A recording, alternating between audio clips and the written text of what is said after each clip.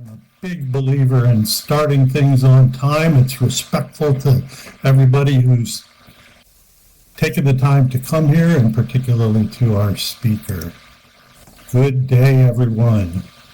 I am Corin Mayo, and I am a longtime participant in Second Life dating back to early in 2007. I'm also a longtime supporter and board member of Virtual Ability. In real life, I run a consulting business that specializes in, among other areas of focus, not-for-profit groups. And I found the development and growth of Virtual Ability to be a remarkable effort over the years, and I applaud Gentle and all of the members of Virtual Ability team for their wonderful and very successful work. Second Life allows us to mingle and socialize with people from around the world. This may seem casual or trivial to some people, but I believe it's never been more important in our fractious world to spend time with people who we may think are not that much like us, so that we can learn how much alike we actually are. Second Life allows us to provide ongoing and sometimes very focused and deliberate support to one another based on our compassion and often our own experiences. And importantly, Second Life allows us to learn from and to educate one another. In this spirit, it's my pleasure to introduce our next presenter. Much of my professional career was spent working in the field of addictions, and the values of peer support fill the history of this field, including the impact of Alcoholics Anonymous, which is now nearly 90 years old, up to today, where peer support services are becoming ever more prominent in the design of modern service delivery systems. I'm very excited to introduce and to hear from Robert Walker, who will talk with us today about a short-term evidence-based model of peer support for older adults. The model has been piloted with older adults and caregivers of older adults with Alzheimer's disease. Again, this is particularly relevant to many of us. My own father had Alzheimer's for 5 years before his death. Robert Walker's work focuses on the development and expansion of the peer specialist workforce in the state of Massachusetts in his work with the Office of Recovery and Empowerment for the Massachusetts Department of Mental Health. Appropriately, he is a person with lived experience of having dealt with a personal mental health challenge. Rob has developed the training used in Massachusetts and across the country for older adult peers, is a certified older adult peer specialist, and is co-chair of the Massachusetts Older Adult Behavioral Health Collaborative. Rob's research interests involve peer interventions and older adult behavioral health issues. Please welcome Robert Walker to the stage.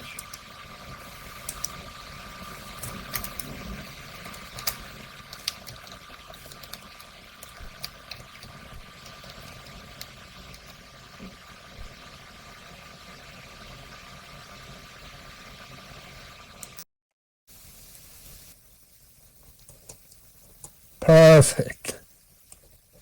And you can hear me? Good voice. Still, there we go. So, thank you. Thank you for that introduction. I hope my presentation will be longer than that introduction. I think I can always tell when people get the word out when their presentation is longer than their introduction. So just in terms of full disclosure, none of the people on your screen, none of the 4 people are myself.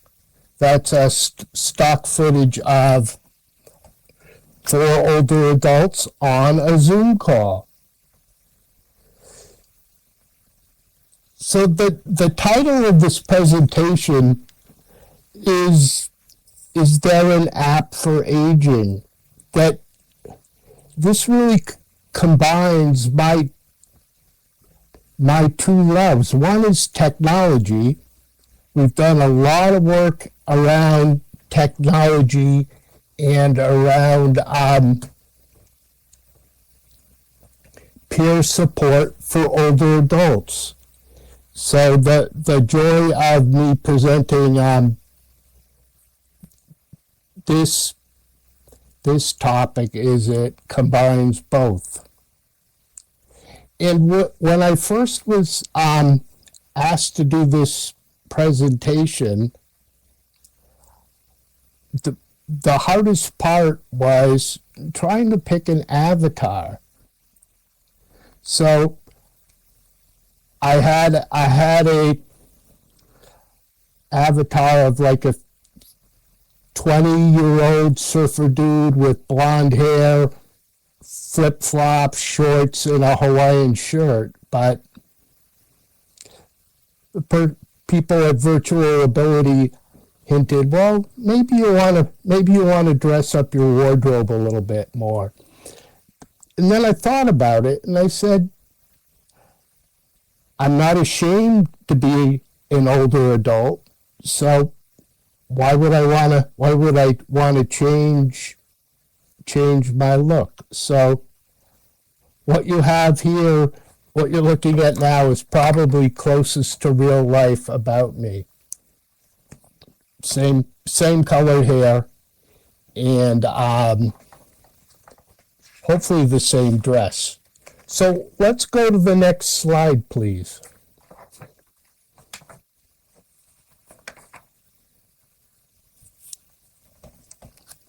So I want to talk about a few things today. First, I want to talk about what happened 4 years ago during COVID. That, to me, the COVID technology, COVID brought technology to the forefront, and COVID really normalized the use of technology in the general population. And we're going to go over some things that changed and some things we learned through COVID. I also want to talk about the digital divide, about the differences, about the haves and the have-nots, which in the United States and around the world, there's definitely a divide between those that have the technology and those that don't. And I want to talk about some of the evidence about peer support with older adults, talk about some of our experiences with peer support in older adults, and really talk about a little bit about how to use technology with older adults. And I come with a couple of, I guess, pedigrees, or what I like to call lived expertise. I'm 66 years old, so I'm starting to have lived expertise of being an older adult. And I'm also a person with a long history of a mental illness, a long history of bipolar disorder. So I have lived expertise of living with a mental health disorder. So let's go to the next slide, please.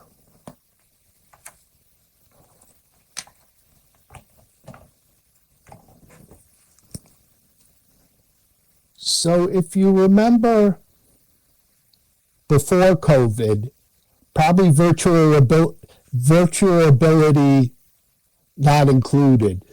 Before COVID, almost all peer support was face-to-face. I would say all reimbursable peer support, all peer support that the government helped pay for, was done face-to-face.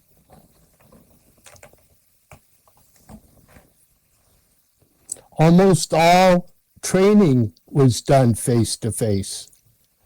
There were some comments about in-person conferences and what happens in in-person conferences, but almost all in-person conferences and all trainings were done in person. And the next one, the one pet peeve of mine, was that there wasn't many of us that were allowed to work remotely. That before COVID, everybody said, no, the jobs can't be done at home. People can't work from home. People need direct supervision. They need people to look over their shoulders, both figuratively and actually relatively. That I can remember before COVID trying to get an accommodation in the workplace and being able to not come in every day. And they said, no way, that can't happen. But guess what? Now I'm 100% work from home.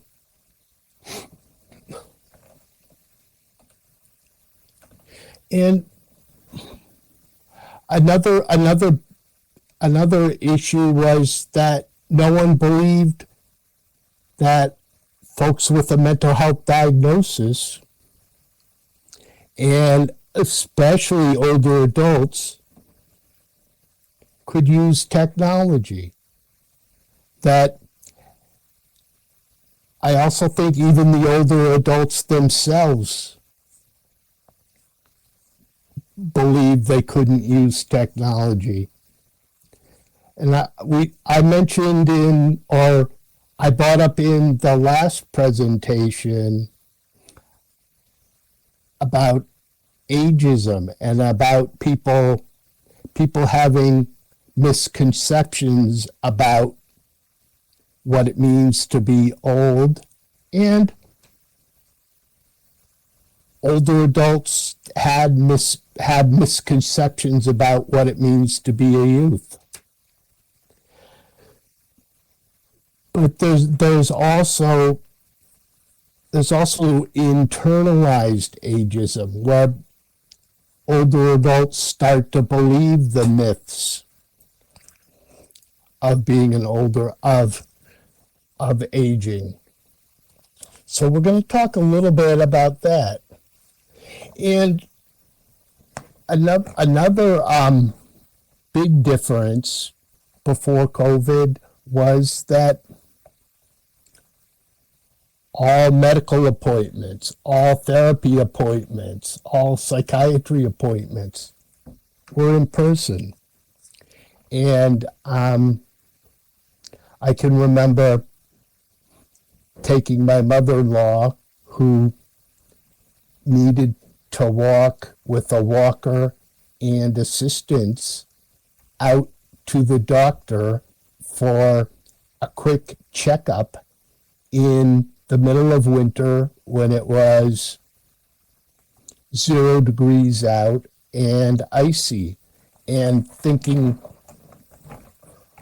what an issue that was, getting her there, that really putting her at risk for another fall, getting her in the car, helping her in the car, helping her get out of the car at the doctor's office, going in to see the doctor. It turned out to be a major production.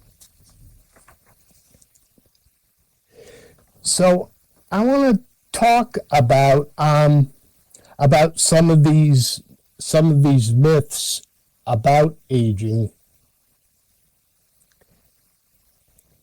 and talk about our experiences now post-COVID.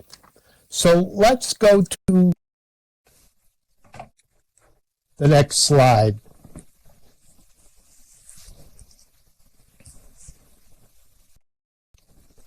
So, do people think it's true or false that older adults don't use smartphones?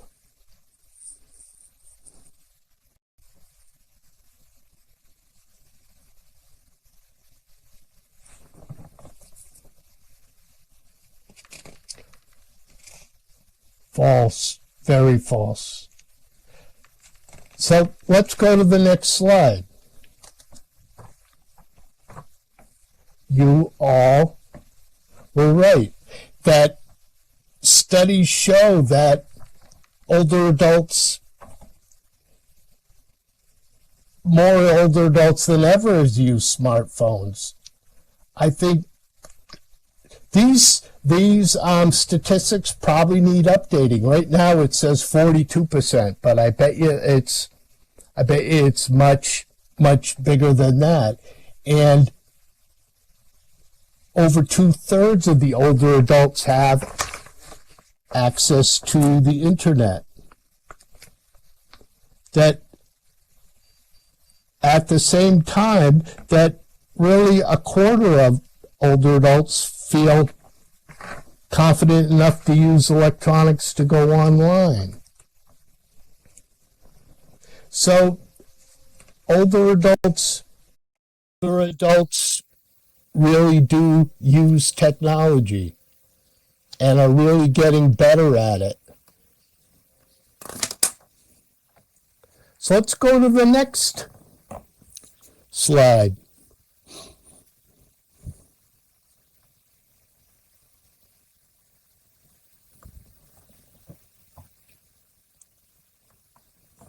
How about this one? Older adults don't use social media.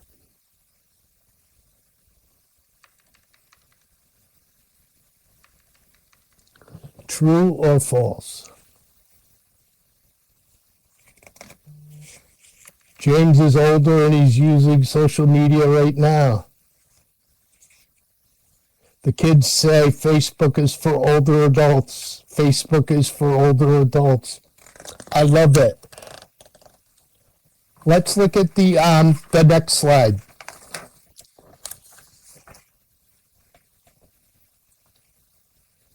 So older adults do use social media. That over half of the older adults are on social media. They're most active on Facebook, which someone mentioned in the comments, and a majority report using the platform at least once a week.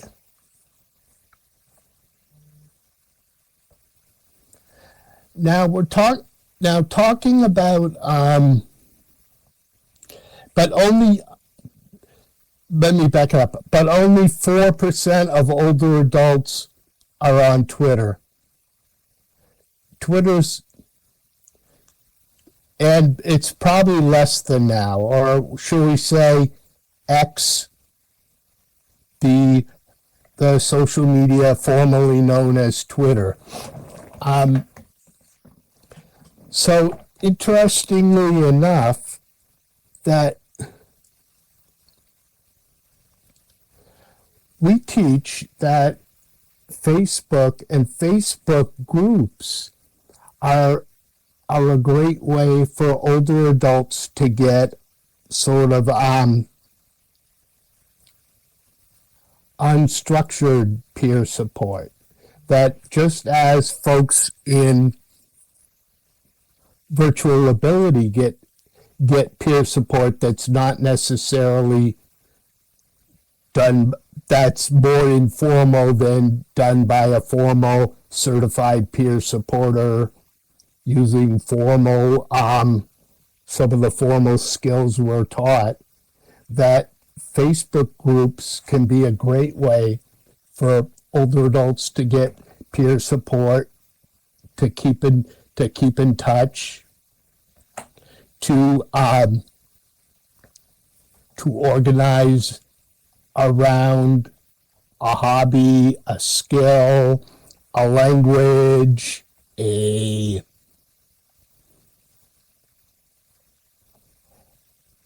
whatever you want. There's a Facebook group for it. For younger adults, probably there's recovery CrossFit group. So people who are in recovery from substance use that love CrossFit, there's a group of people with that exact interest. So we like to use Facebook groups as a way of informal, sort of not necessarily not protected by privacy laws, but informal ways of peer support. And let's talk about another one. Let's go to the next slide, please.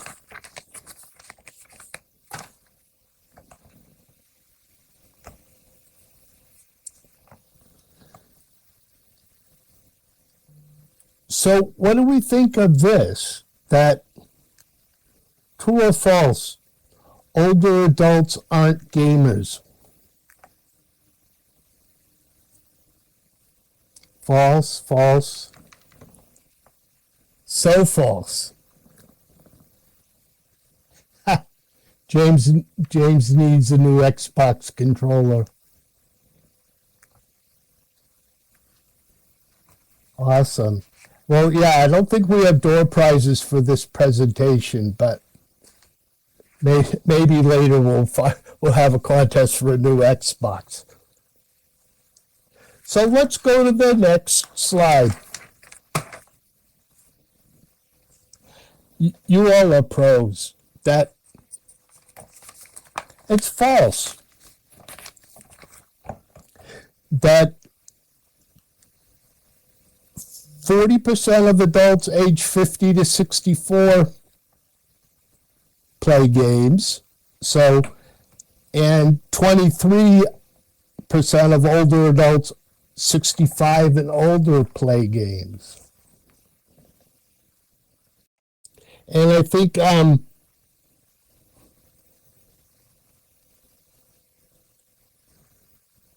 and older adults play games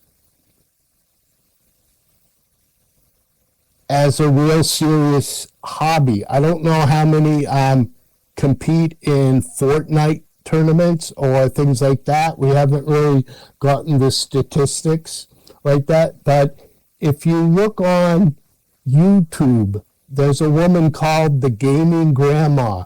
And I wish I had a link. I apologize. But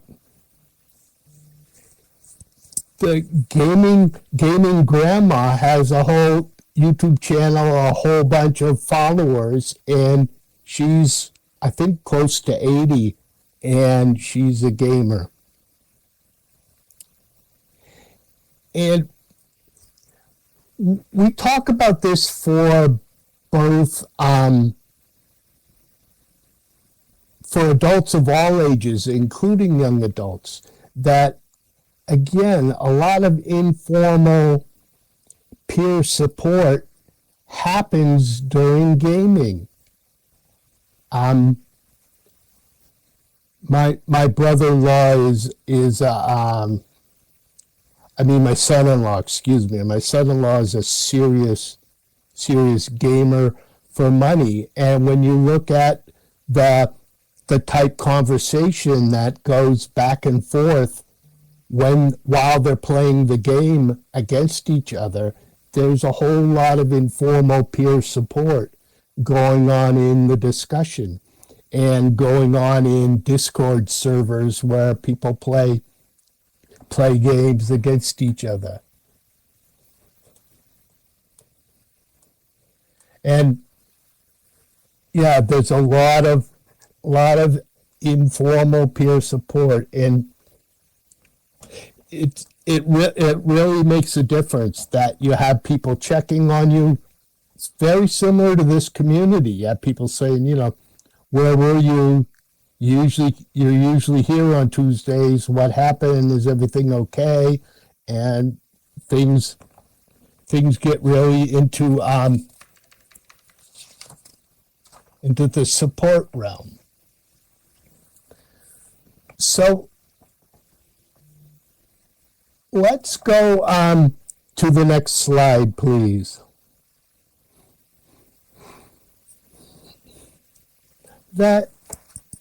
So what motivates older adults to use technology? Why do older adults use technology? And the things like connection to family and friends, that using health services and maintenance. We talked about before COVID, every doctor's appointment, every therapy appointment was in person. Now a lot happens via telehealth. That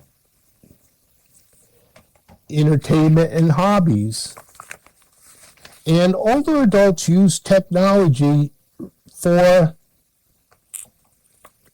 I call that category maintaining independence, but looking at their bank account, paying their bills electronically, making appointments with their doctors through the internet.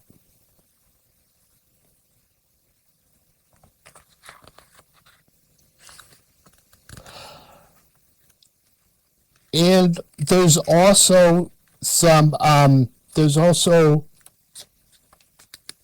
apps and programs to help people manage their chronic illnesses. That I belong to some diabetes support groups. I have an app where I can communicate back and forth to my doctor, that I can upload all my blood sugars and my insulin doses, and it really helps me and helps other older adults age in place, live in the community, and also reduce their hospitalization. Let's go to the next slide, please.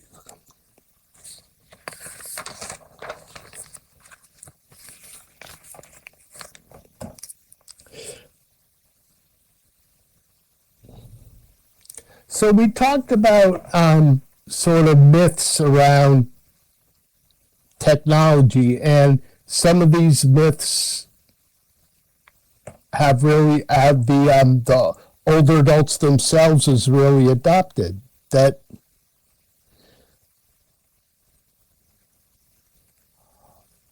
older adults are really apprehensive about learning new technology. So one of the important pieces of teaching technology to older adults that we work with is really having the right approach. So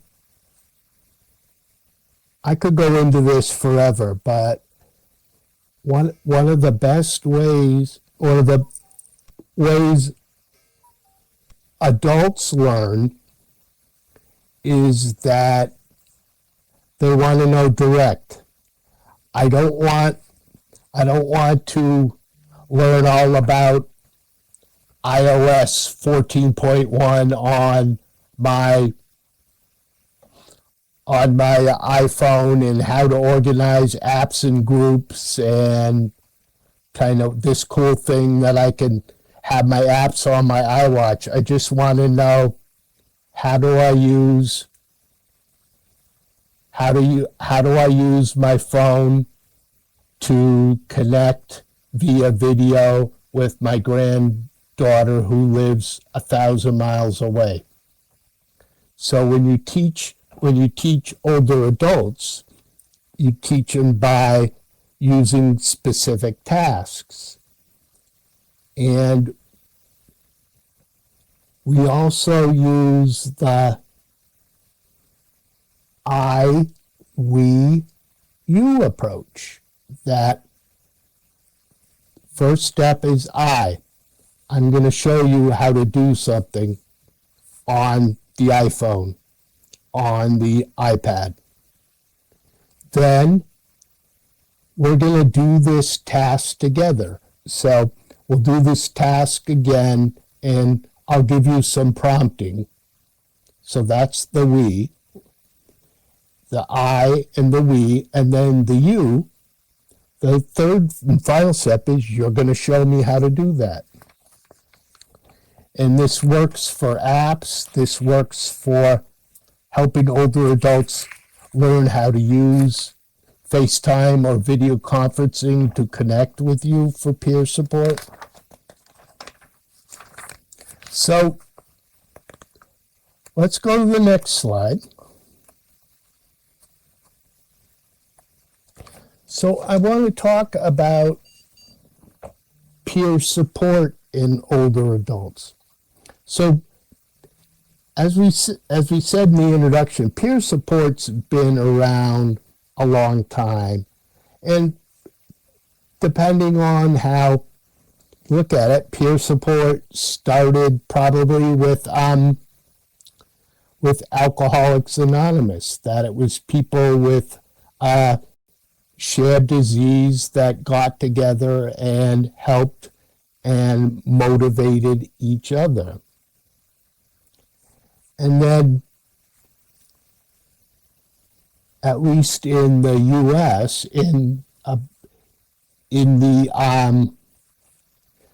1990s, peer support finally started to get reimbursed by Medicaid, by our insurance program. And so we worked on building peer support in a lot of the mental health services across the country. Each state did it differently, but we all had the same goal. And then now we're starting to pay attention to older adults and older adults with serious mental illness, that we found that peer support can make a difference to help older adults stay in their home and live a more satisfying and fulfilled life. So let's go to the next slide, please.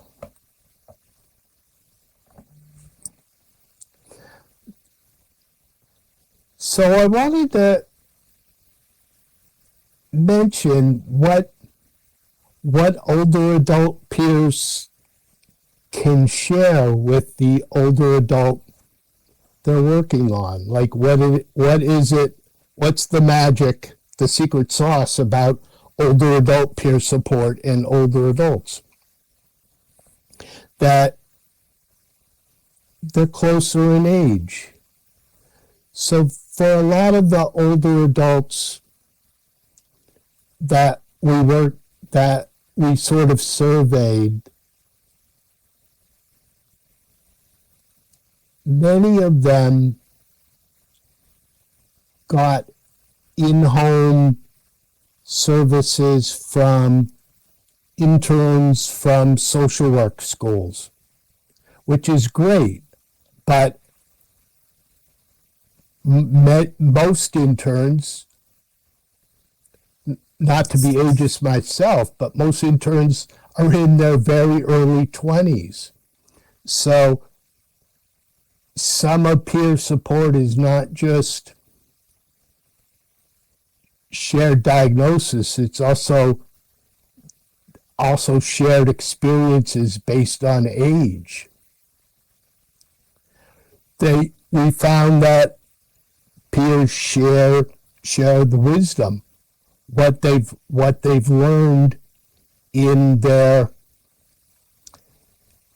life. And I might add that in my state, we ask that the minimum age of somebody that gets trained as a peer supporter, older adult peer supporter, is 55. Another thing, shared experience that older adult peers have is loss. That aging can be looked at as a series of losses. Loss of loved ones, perhaps. Loss of life roles. Loss of health. Loss of mental health. And they also share similar mental health obstacles, physical health obstacles. With some of our older adult peer supporters, we try to match them by physical challenge as well as having a mental health challenge. And interests and hobbies. So let's go to the next slide.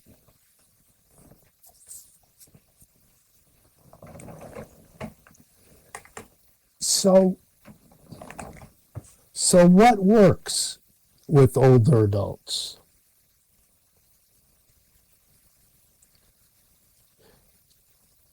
We've tried these, I don't want to call them interventions because it sounds more like clinical psychology, but we found these approaches with our older adult peer support work.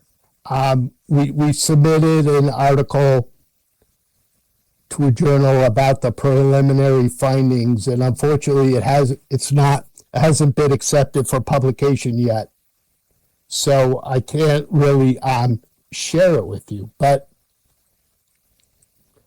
one of the things that work with older adults is, the fancy word for it is reminiscence therapy or narrative therapy. And really what it is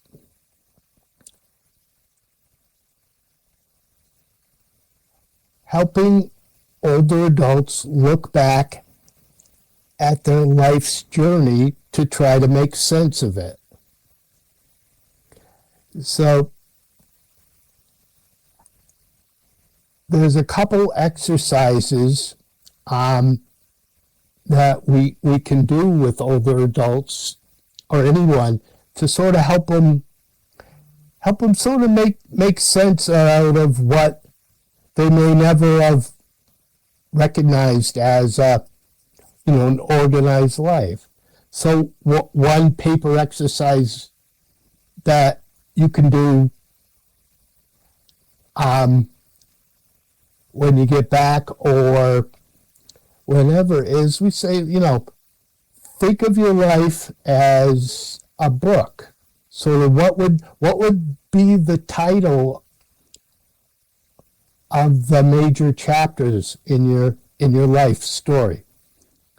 Your life story is a book, sort of outlining the main chapters. And then, depending on the time you have to spend with older adults, you can go through, okay, what happened in this first chapter? And that, it really helps people sort of look at the values and find the values in their life that they've shown. And the purpose really is to write the next chapter. So here's what your life has been so far. Here's the values you've lived by. So let's see what we're going to do for this next chapter of your life. Another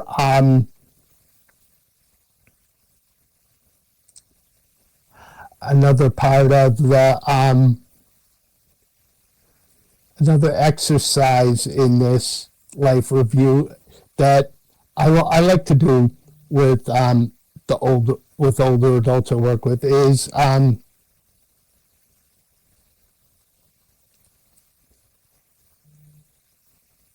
pretend you just got notified you won the Nobel Peace Prize.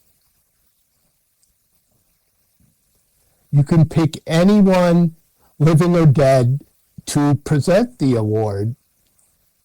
Who would you pick? And what would you like them to say about your life? So this is another way to help people visualize and review what they've done in their life.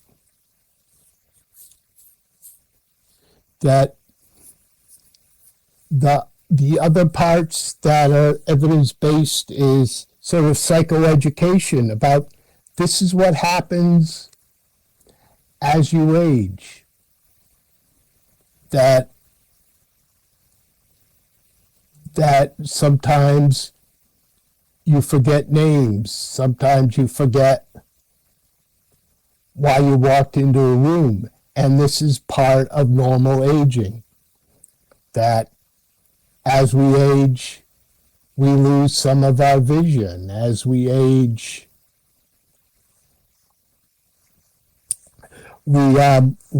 people lose their hearing. But this is not time to panic. This is part of normal aging. And we do a lot of mindfulness work with older adults just to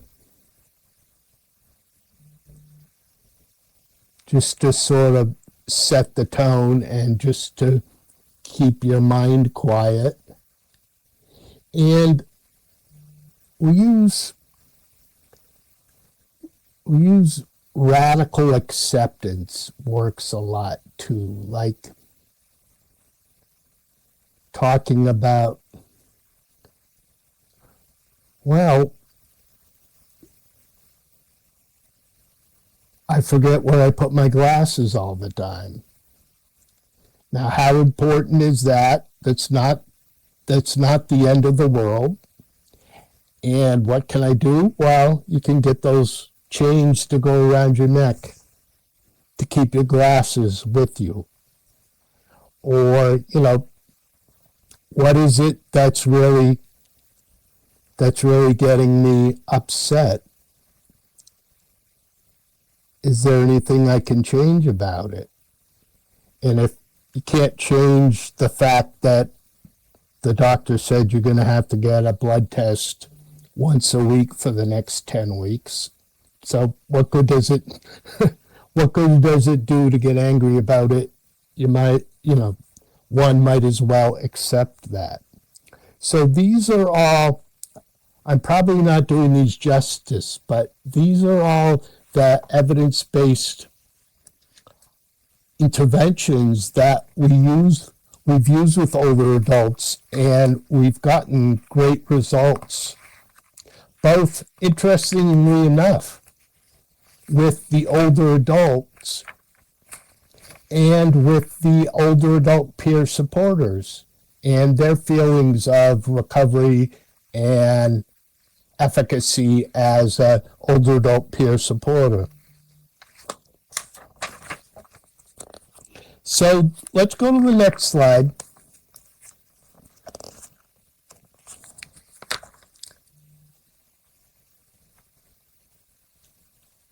So we've really found that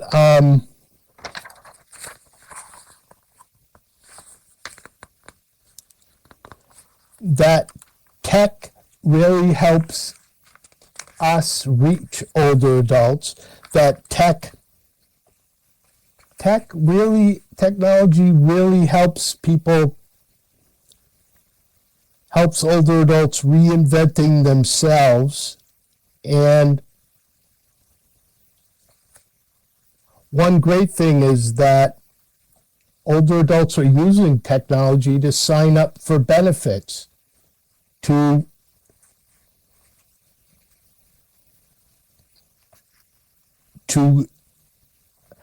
sign up for, I'm sorry, I just stumbled on the words, but to really sign up for benefits, for programs, for, we use them for food assistance. They're using computers to sign up for that. And next slide, please.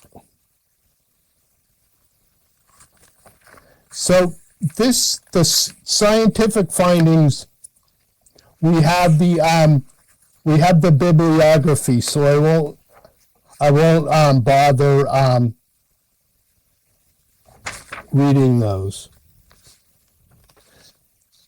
But let me go. Can we go two more slides? I'm sorry, two more slides, and I want to go to the slide that says SOAR on it, SOAR, supporting older adults remotely.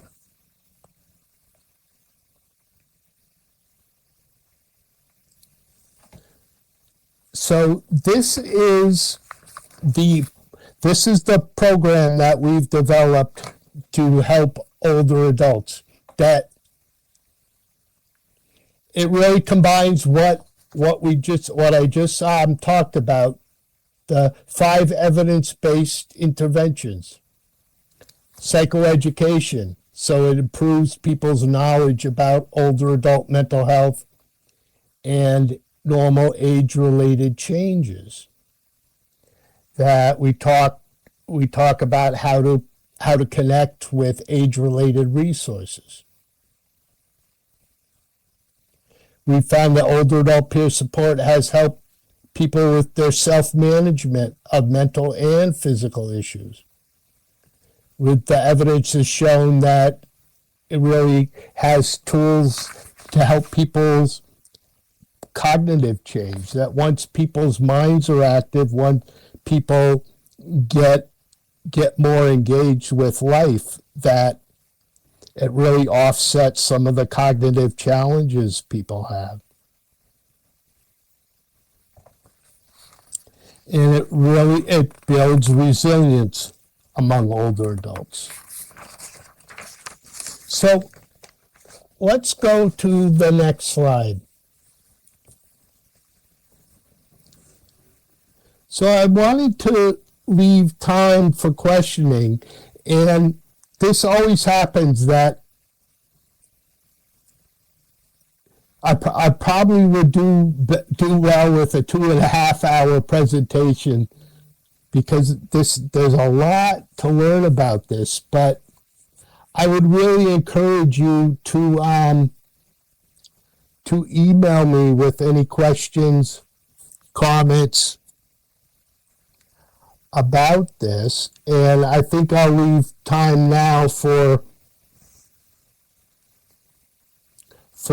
some Q&A before you end the program.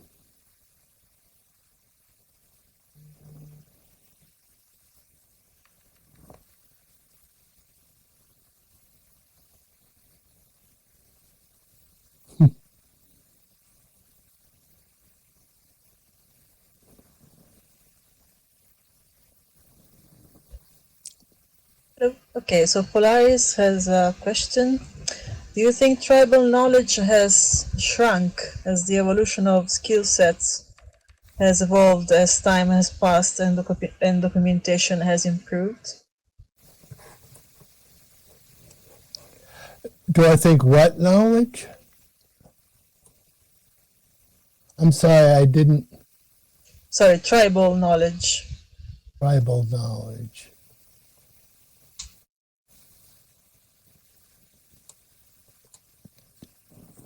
Well, I think, yep, probably so, because technology unites us as well as separates us. So, yeah, I would agree with that.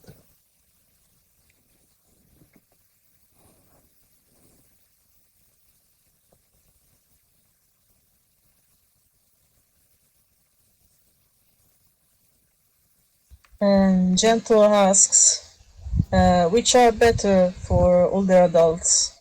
Gender separate or gender mixed support groups, and why? Thank you.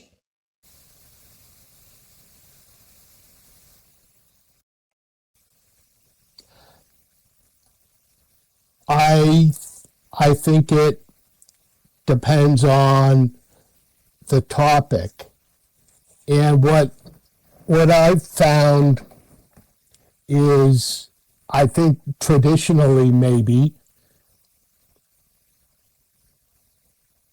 men, especially men from the generations that grew up in the 30s and the 40s, really don't want to talk about feelings. So some of the groups around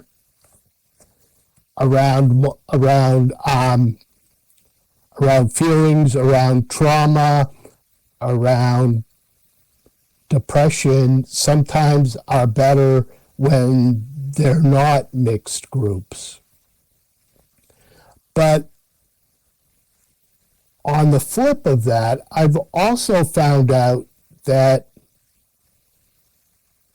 with groups, that it's all about the marketing of the groups. That if you went to a senior center right now and said, hey, I'm doing a mental health group, does anybody want to join? You probably won't get but one or two people joining. But if you say, hey, come join us, I'm gonna do a group on loss. Would you like to join a group talking about loss? Then there's a lot less stigma for people talking about loss, simply because everyone who's lucky enough to get older has experienced loss. So some of it is how you position the group, how you advertise the group.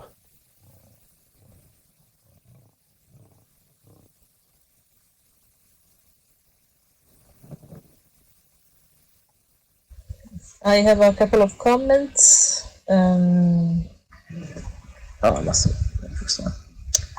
Okay. Stealth says, I have seen a lot of people in their 70s and 80s using apps such as Merlin and Seek to have more fulfilling experiences outdoors. And Itiko says, I've found the best way to talk with older adults, men especially, it's best to do it around the pool table or whatnot. Yes, absolutely. And peer support is 100% meeting people where they are, and also helping older adults feel in control of their lives. So people want to meet over tea, that's great. If people want to meet around the billiard table, that's great too. That giving people back agency is important.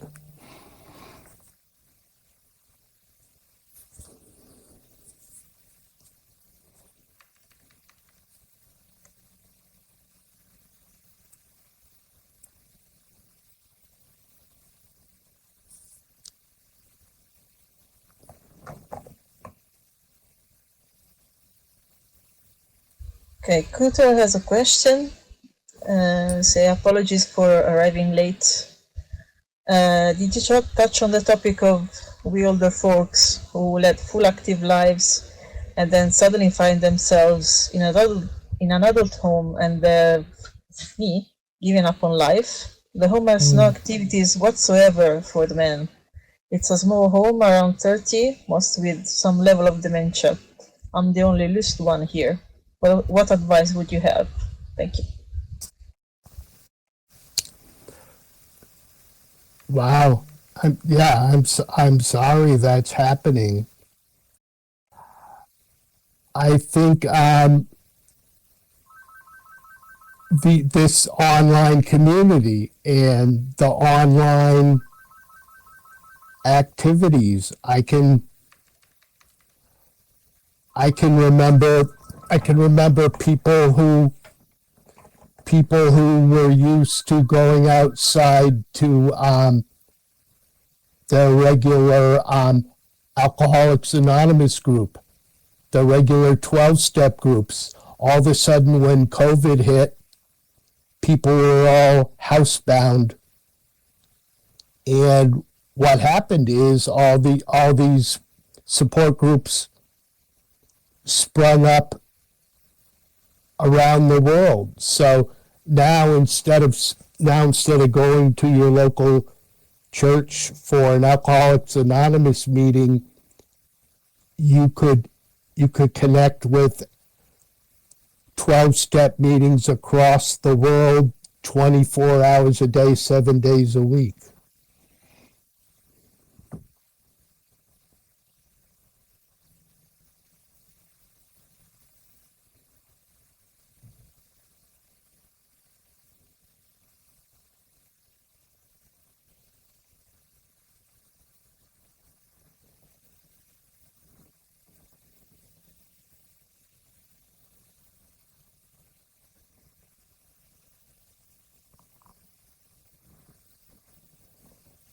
Thanks. I missed that one. Gentle asks to please explain agency. Thank you. It's the ability to make your own decisions. I think maybe a lot of people here in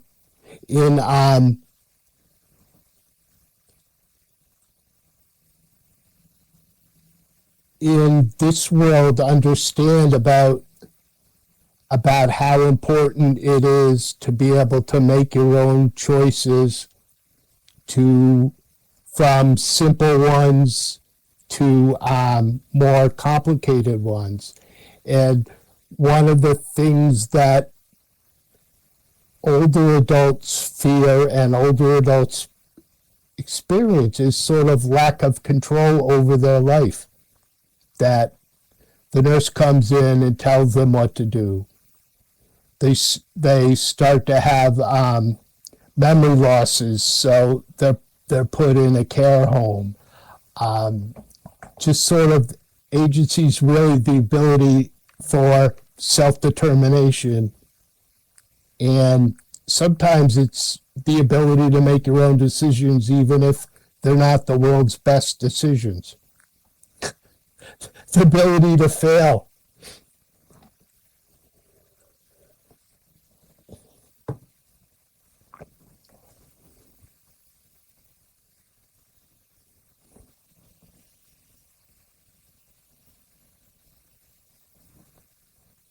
As a follow-up question, Gentle asks, we heard in the previous session to let kids be kids.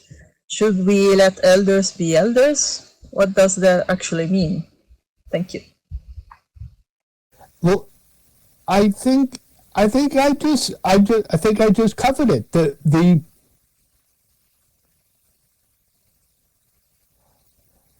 So I'll tell you a real quick story. So my mother-in-law was in her early 80s, and her son was taking care of her. And her son was so worried about her gaining weight and about eating cake for dessert. And it's like, why not? Why try to control what was the last of her enjoyments left? It's like, let elders be elders. Let people smoke if they want, if they're in their 80s, as long as they're not going to burn the place down. Let older adults dress as they like. Let older adults eat if they want. And like Gentle said, let older adults be kids.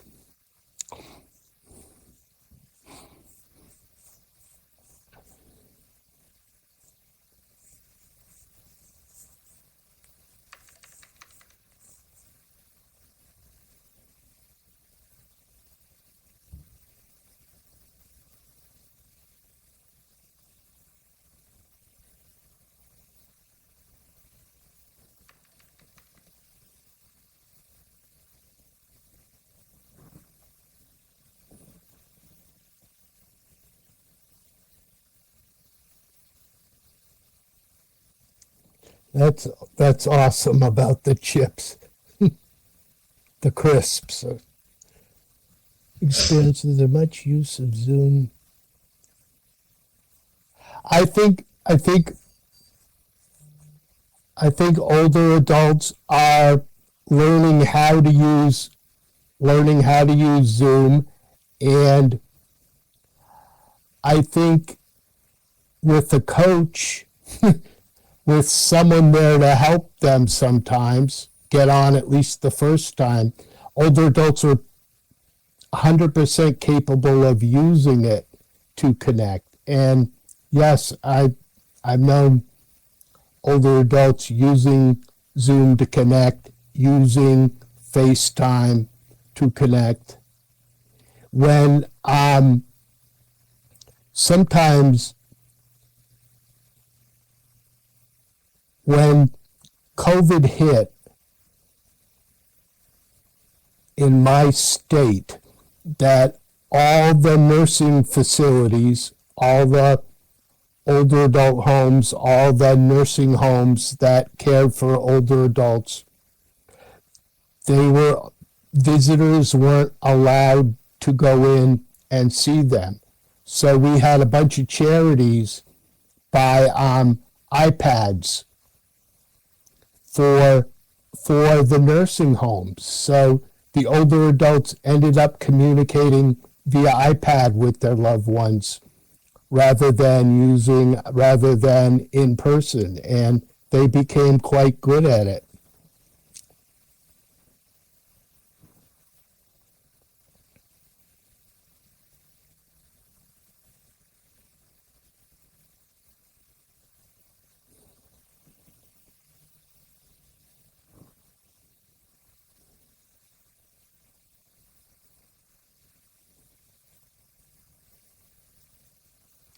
And there's FaceTime, but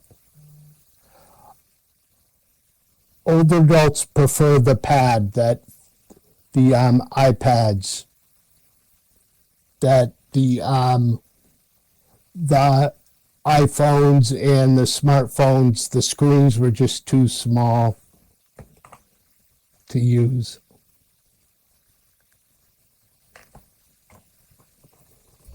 Sorry.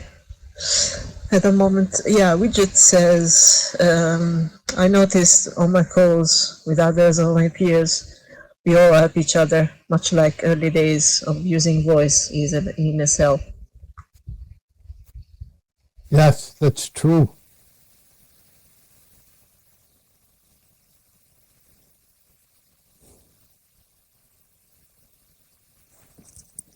And they had a question too. In your experience, no, you answered that. Sorry, about Zoom or Skype. Any last questions for Rob?